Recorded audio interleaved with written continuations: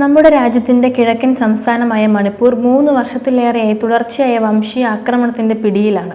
പതിയിരുന്ന ആക്രമണങ്ങൾ, തട്ടിക്കൊണ്ടുപോകൽ, പ്രതിഷേധ മാർച്ചുകൾ എന്നിവ ഈ പ്രദേശത്തിന്റെ പതിവായി മാറി. ഒരർത്ഥത്തിൽ ആക്രമണം അവരുടെ ജീവിതത്തിന്റെ ഭാഗമായിരിക്കുന്നു.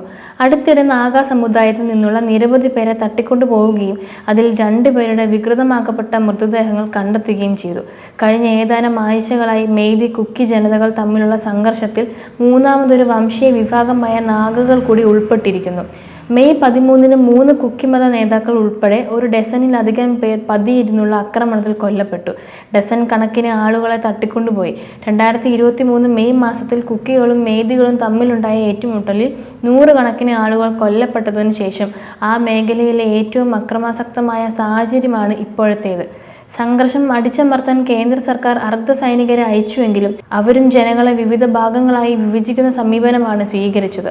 സംസ്ഥാന തലസ്ഥാനമായ ഇംഫാലിലും ചുറ്റുവട്ടങ്ങളിലും അധിവസിക്കുന്ന മെയ്തികളും പ്രധാനമായും മലയോര പ്രദേശങ്ങളിൽ പാർക്കുന്ന കുക്കികളും തമ്മിലുള്ള സംഘർഷങ്ങൾ തുടരുന്നു. ഇതിനിടയിലും ഓരോ വിഭാഗവും സ്വന്തമായ സുരക്ഷിത താവളങ്ങൾ സ്ഥാപിച്ചിട്ടുണ്ട്. അതേസമയം പതിനായിരങ്ങൾ പലായനം ചെയ്യേണ്ടിയും വന്നു. സംഘർഷം പൊട്ടിപ്പുറപ്പെടുന്നതിന് അവർ പരസ്പരം കുറ്റപ്പെടുത്തുന്നു. മണിപ്പൂരിലേക്കുള്ള ദേശീയപാത 2-ൽ മുകളിലേക്കും താഴേക്കും എണ്ണമറ്റ സായുധ സംഘങ്ങളുടെ ഗതാഗത സ്തംഭനങ്ങൾ, മുള്ളുവേലികൾ പണിതുള്ള വിശാലമായ നിരോധിത മേഖലകൾ, നിരന്തരമായ ആക്രമണ ഭീഷണി എന്നിവയുണ്ട്. ആഭ്യന്തരമായി കുടിയിറക്കപ്പെട്ടവരെന്ന പേരിൽ രജിസ്റ്റർ ചെയ്യപ്പെട്ടവർക്ക് സർക്കാർ പ്രതിദിനം $1 വീതം നൽകിയിരിക്കുന്നു. 2026 ഫെബ്രുവരി 4-ന് മുഖ്യമന്ത്രി യുനാം ഖേചൻ സിംഗ് സത്യപ്രതിജ്ഞ ചെയ്ത് സംസ്ഥാനത്തിന് ജനാധിപത്യ സർക്കാർ പുനഃസ്ഥാപിക്കുകയും ഫെബ്രുവരി 13-ന് രാഷ്ട്രപതി ഭരണം പിൻവലിക്കുകയും ചെയ്ത ശേഷവും ഗുരുതരമായ സാഹചര്യം നിലനിൽക്കുകയാണ്. 3 വർഷം മുമ്പ് മെയ്തി, കുക്കി ഗോത്ര സമുദായങ്ങൾക്കിടയിൽ വംശീയ സംഘർഷങ്ങൾ ആദ്യമായി പൊട്ടിപ്പുറപ്പെട്ട അതേ അവസ്ഥ തന്നെ തുടരുന്നു. ക്രമസമാധാന നില പൂർണ്ണമായും തകർന്നു. വംശീയമായ കേന്ദ്രങ്ങൾ സ്ഥാപിക്കപ്പെട്ടു. ഈ വർഷം മെയ് 13 മുതൽ നാഗ, കുക്കി സമുദായങ്ങൾ തമ്മിലുള്ള സംഘർഷങ്ങൾ വർദ്ധിച്ചു. അതിനിടയിൽ 2 പതിയിരുന്ന് ആക്രമണങ്ങൾ നടന്നു. മണിപ്പൂരിൽ BJP ഭരിക്കാൻ തുടങ്ങിയിട്ട് നിരവധി വർഷമായി. എന്നാൽ സംസ്ഥാനത്തെ മരിച്ചവരുടെ നാടാക്കി മാറ്റിയതിൻ്റെ 3 വർഷമാണിപ്പോൾ പൂർത്തിയായത്. അമ്മയുടെ കൈകളിൽ നിന്ന് കുട്ടികളെ തട്ടിയെടുത്ത് ആളിക്കത്തുന്ന തീയിലേക്കെറിഞ്ഞു. സ്ത്രീകളെ പകൽ വെളിച്ചത്തിൽ വസ്ത്രം അഴിച്ചു മാറ്റി പീഡിപ്പിച്ചു.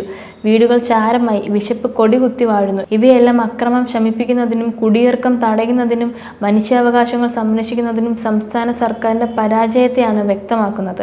2023 മെയ് 3 മുതൽ കുറഞ്ഞത് 200 പേർ മരിക്കുകയും 60,000-ലധികം പേർക്ക് നാടും വീടും വിട്ടു പോകേണ്ടി വരികയും ചെയ്തു.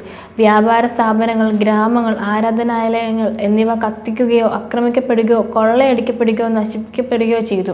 സ്ഥിതിഗതികൾ വളരെ ഭയാനകമായ സാഹചര്യത്തിൽ ക്രമസമാധാനം പുനഃസ്ഥാപിക്കാൻ തങ്ങൾക്ക് കഴിയില്ലെന്ന വസ്തുത സംസ്ഥാന സർക്കാരിന് അംഗീകരിക്കേണ്ടി വന്നതിലാണ് 2025-ൽ രാഷ്ട്രപതി ഭരണം ഏർപ്പെടുത്തിയത്. 2026 ഫെബ്രുവരി 4-ന് ഈ നടപടി പിൻവലിക്കുകയും യുനാം ഖേചൻ സിംഗ് മണിപ്പൂരിന്റെ മുഖ്യമന്ത്രിയായി സ്ഥാനമേൽക്കുകയും ചെയ്തു. പക്ഷേ പുതിയ ഭരണകൂടത്തിന് കീഴിലും അക്രമവും അരക്ഷിതാവസ്ഥയും തുടരുന്നതിനാൽ ഈ നടപടി ഒരു ഗുണവും ചെയ്തതായി തോന്നുന്നില്ല. തട്ടിക്കൊണ്ടുപോകുന്നതിന് ഉത്തരവാദികളായ സായുധ സംഘങ്ങൾ എല്ലാ ബന്ദികളെയും ഉടൻ മോചിപ്പിക്കുകയും കാണാതായവരുടെ സ്ഥിതിയും അവിടെയാണെന്നുള്ള വിവരങ്ങളും നൽകുകയും വേണമെന്ന് ആംനസ്റ്റി ഇന്റർനാഷണൽ ഇന്ത്യയുടെ ബോർഡ് ചെയർപേഴ്സൺ അടുത്തിടെ നിർദ്ദേശിച്ചിരുന്നു. സാധാരണക്കാരെ ഒരിക്കലും ലക്ഷ്യം വെക്കരുതെന്നും തട്ടിക്കൊണ്ടുപോവുകയോ വംശീയ രാഷ്ട്രീയ തർക്കങ്ങളിൽ മുതലെടുപ്പിനായി ഉപയോഗിക്കുകയോ ചെയ്യരുതെന്നും തങ്ങളുടെ പ്രിയപ്പെട്ടവർ എവിടെയാണെന്ന് അറിയാനും എത്രയും വേഗം അവരുമായി ആശയവിനിമയം നടത്താനും കുടുംബങ്ങൾക്ക് അവകാശമുണ്ടെന്നും ആംനസ്റ്റി ഇന്റർനാഷണൽ ഇന്ത്യ പറയുകയുണ്ടായി. ബന്ദികളാക്കുകയോ പൗരന്മാരെ തട്ടിക്കൊണ്ടുപോവുകയോ ചെയ്യുന്നത് അന്താരാഷ്ട്ര നിയമപ്രകാരം നിരോധിച്ചിട്ടുള്ളതാണ്. അന്താരാഷ്ട്ര നിയമപ്രകാരം കുറ്റകൃത്യങ്ങളായി കണക്കാക്കുകയും ചെയ്യുന്നു. പൗരന്മാരെ തുടർച്ചയായി തട്ടിക്കൊണ്ടുപോരുന്നതും വംശീയ ആക്രമണങ്ങൾ ആവർത്തിക്കുന്നതും നിയമവാഴ്ച ഉയർത്തിപ്പിടിക്കുന്നതിനും സുരക്ഷയും നീതിയും ഉറപ്പാക്കുന്നതിനും മനുഷ്യാവകാശങ്ങൾ സംരക്ഷിക്കുന്നതിനും നഷ്ടപരിഹാരം നൽകുന്നതിനും മണിപ്പൂരിലെ ഭരണാധികാരികൾ പരാജയപ്പെട്ടു എന്നതിന് അടിവരയിടുന്നു.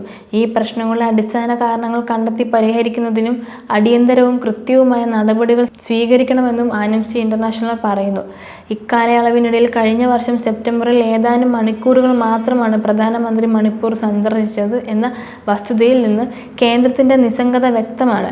2023-ൽ ആക്രമണത്തിൽ ആദ്യ ആഴ്ചകളിലാണ് മിക്ക കൊലപാതകങ്ങളും നടന്നതെന്ന് അദ്ദേഹത്തിന്റെ സർക്കാർ കടുത്ത നിഷ്ക്രിയത്വത്തോടെ വാദിക്കുന്നത് തുടരുകയാണ്. 3 വർഷത്തിലേറെ മണിപ്പൂർ കത്തിക്കാളുന്നുണ്ടെങ്കിലും നിരപരാധികളായ മനുഷ്യർ നേരിടുന്ന ക്രൂരമായ ആക്രമണത്തെക്കുറിച്ച് ഭരണകൂടം അജ്ഞത പാലിക്കുന്നത് നിർഭാഗ്യകരമാണ്.